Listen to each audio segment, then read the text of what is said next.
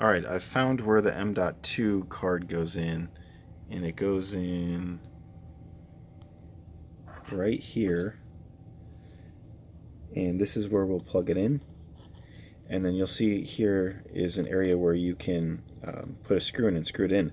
Now there's no existing screw there, and the M.2 that I bought did not come with a screw, so I'm just going to steal one from another part of the computer. So the one I'm going to steal was right here, so I unscrewed that.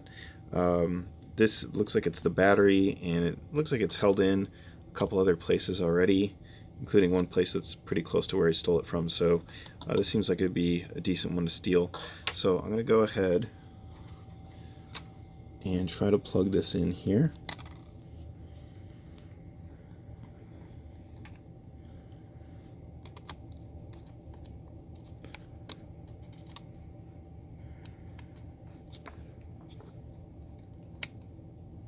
Alright, seems to have clicked in.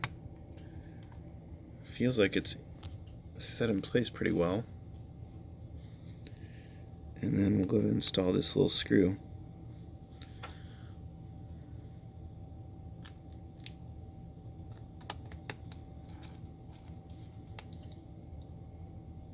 Alright, got that a little bit snug. Alright, it looks like the install should be complete, and then I'm going to obviously just reinstall this backing. I'm just going to not screw all of them back in, but well, at least get them all started, and but not screw them all in all the way, and then fire it up and see what happens.